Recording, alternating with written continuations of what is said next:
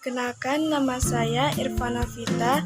Saya dari kelas BK 1B dengan NIM 2105071042. Di sini saya akan mempresentasikan materi mengenai laporan keuangan pada perusahaan dagang.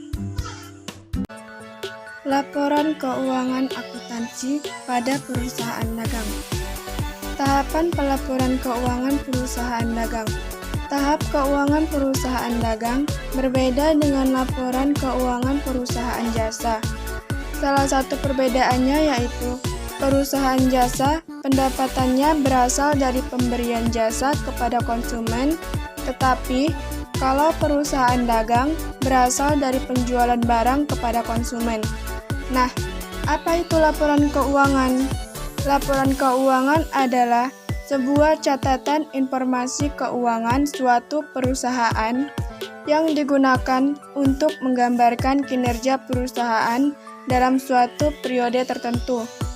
Kemudian, tahapan pelaporan dalam perusahaan dagang meliputi perhitungan harga pokok penjualan atau HPP, laporan laba rugi, laporan perubahan modal, dan neraca.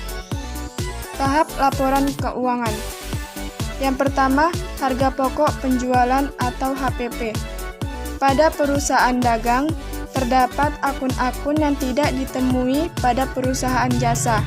Akun-akun tersebut meliputi persediaan barang dagang, pembelian, beban angkut pembelian, retur dan pengurang harga, serta potongan pembelian.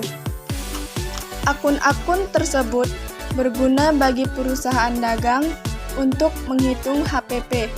Rumus dari harga pokok penjualan adalah persediaan barang dagang ditambah pembelian bersih, kemudian dikurangi dengan persediaan barang dagang akhir. Untuk mencari pembelian bersih yaitu pembelian ditambahi dengan beban angkut pembelian, dikurang retur pembelian, kemudian ditambah dengan potongan pembelian dan potongan harga. Setelah pembelian bersih, maka harus mencari barang tersedia untuk dijual atau BTUD. Untuk mencari BTUD yaitu persediaan barang dagang ditambah dengan pembelian bersih. Pembelian bersih ini berasal dari hasil yang telah dihitung sebelumnya. Kemudian, setelah tahu pembelian bersih, bisa mencari HPP yaitu barang tersedia untuk dijual dikurangi dengan persediaan barang dagang akhir. Persediaan barang dagang akhir biasanya terdapat di dalam neraca saldo. Jadi, untuk persediaan barang akhir tidak perlu dicari. Tahapan yang kedua yaitu laporan laba rugi dalam perusahaan dagang. Laporan laba rugi merupakan laporan keuangan suatu perusahaan yang berguna bagi pihak yang berkepentingan, yaitu pihak internal maupun pihak eksternal. Laporan keuangan dapat dijadikan dasar untuk menetapkan kebijakan perusahaan di masa mendatang. Cara menghitung laporan keuangan yaitu laporan laba rugi yang perlu diketahui adalah mencari laba bersih yang diperoleh dari laba kotor dikurangi dengan beban usaha. Kemudian laba kotor yaitu penjualan bersih dikurangi dengan HPP. Kemudian penjualan bersih yaitu penjualan dikurangi dengan retur penjualan dan dikurang dengan potongan penjualan. Kemudian tahap ketiga yaitu laporan perubahan modal. Laporan perubahan modal adalah laporan keuangan modal yang menyajikan informasi mengenai perubahan modal selama satu periode akuntansi. Perubahan modal akan mempengaruhi laba dan rugi perusahaan dagang.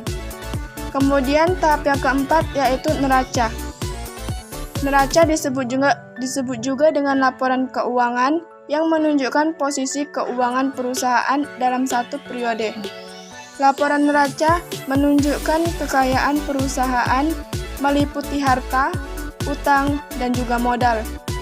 Laporan neraca dibagi menjadi dua sisi yaitu aktiva dan pasiva.